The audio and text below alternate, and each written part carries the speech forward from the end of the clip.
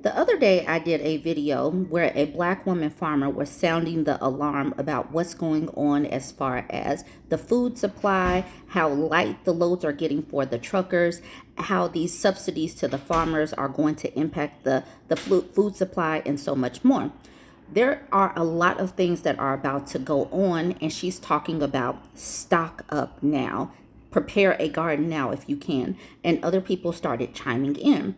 Some people were wondering what can they get right now, and then I had other people chiming in on the things that they are seeing on their side of the world or in their part of the economy or whatever. So this video, I'm just going to read some of the comments, read some of the tips that people left in the comment section, and just to help start brainstorming things that we can do as far as trying to get prepared for what is stored for us because of our food supply. Because if we don't have the capacity to feed our families and our homes, what are we going to do? We'll be at the mercy of this fascist regime, this authoritarian regime that is looking to control and squash its citizens.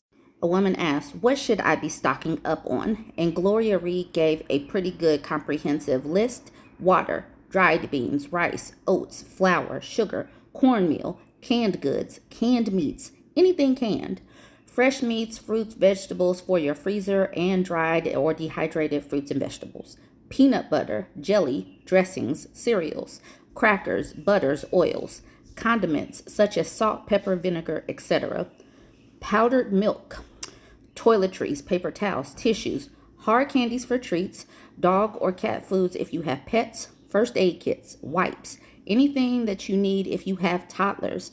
Think about what you use that you would like to have in case there are no more. Buy it now if you can.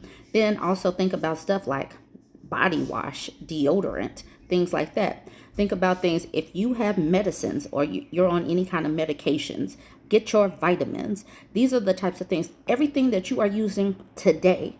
Think about all of the toothpaste, toothbrushes, dental floss, all of these things. Think about if you go out and buy it, buy 3 more. Just think about things that you can stock up now because things are about to get tight as far as money goes, but also all of the things that she listed as far as food goes. Dara Moon says, "Ladies, please get into the practice of fasting. It holds a multitude of health benefits and will preserve you during lean times." And I said, I just started IF or intermittent fasting a couple of weeks ago. And the thing is, it helps train your body because we might get into a point where the food is lean. And this helps your body tap into the fat sources that are already in our bodies. So now would be a good time with intermittent fasting is not as dramatic. It's not going a whole day. It's just learning to eat within a certain window. Like for example, if I'm doing intermittent fasting for the day, I will only eat from noon to 8 p.m. or something like that. And then the rest of the time, your body is eating on the food that is already there or the fat stores on your body. So if you start right now with intermittent fasting, you'll learn that maybe your body doesn't need as much food as you think it does and start training yourself because we might be going into times where food is lean. And I don't want to sound alarmist, but now is the time.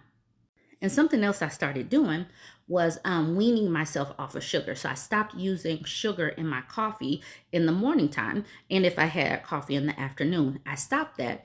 And it has me thinking about all the other times that I am passing up on sugar, passing up on cookies and candy and all of that. Now, I did have like a quarter, like a small piece of a cookie yesterday.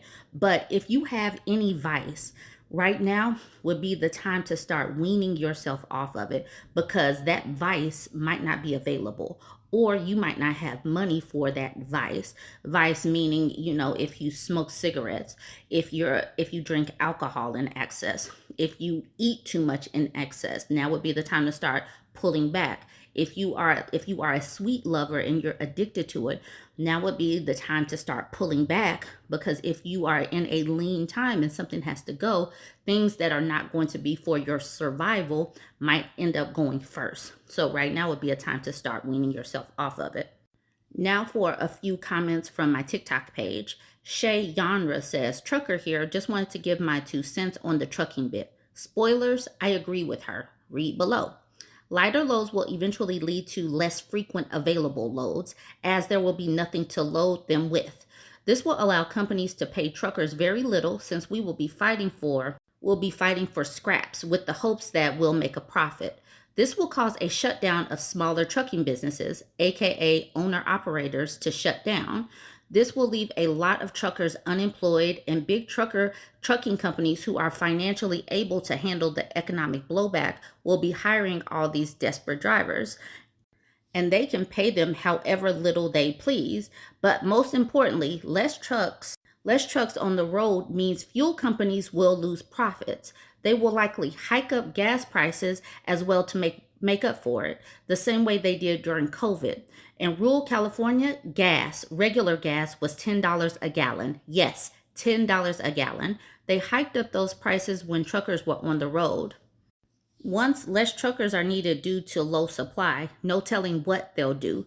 She says the trucking industry has already been on a steady decline since COVID. We aren't making as much money as we did before, and this upcoming shortage will be worse. Prepare for even higher unemployment rates, and what got cut off here, it says, and empty shelves. I'm not trying to scare y'all, but I'm just preparing y'all mentally and hoping I'm wrong. If you have a job, keep it. I agree with everything she said in this video. Be safe, everyone. So I have a few more comments. This person, what the F ever, says, hi all. My son is a truck driver who travels all over the country, and he says the same thing. The loads of food he hauls are getting less and less. He stated where he used to get pallets with tons of food in one truck is only down to maybe 2 or 3 pallets at most. And we're talking each time he picks up and delivers. If these people are delivering less food, that means that we're going to have less and less choices. The people that have money to stock up better stock up, because it is about to get bad out there. And I definitely feel bad for the people that do not have the money to do this. It's about to get scary.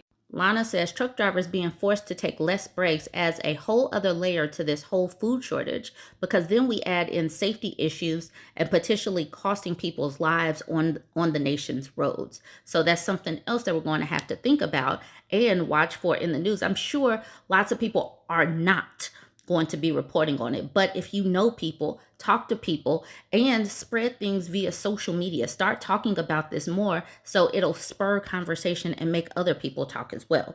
What would Zena do says Trump wants a dictatorship that combines both Putin's Russia and Kim Jong-un's North Korea. Both nations have chronically starved their own people to keep them submissive. The traitorous pro-Russian Republican Party has been undermining Social Security ever since its inception and has been undermining America's democracy for almost 100 years. And right here, I want to remind us all, there were only a couple of countries that did not get tariffed in Trump's original tariffing extravaganza. And you can kind of put together who. These people are doing this on purpose. They want people starving, they want people stressed, and they want people desperate so that they can tie them to a field or tie them to some low wage work, because I don't know why they want to turn us all into Russia and North Korea, but that is where we're going. Monica says, this totally tracks with what I'm hearing from my local food bank. I'm part of a community garden initiative called Project Grow, and my site has asked plot renters to donate part of their crops to the food bank. This is why I have expanded my plans to be the biggest garden I've ever grown. I've got carrots, greens, and potatoes all over the place. And then I'm going to end with this. This woman says, I live in Missouri and I'm a hospice aide. One of my clients' daughters has a beautiful farm and she supplies produce to organizations that provide services to disabled vets and underserved rural communities. Each paid her $30,000 a week. Then the government cut abruptly funding for those organizations, and now she's about to file for bankruptcy. Life changed overnight. It's super real out here for these Anglo people. And think about it, if she's no longer supplying food for these disabled vets, these poor people, the elderly, those people are going to go without food. So what are they going to do?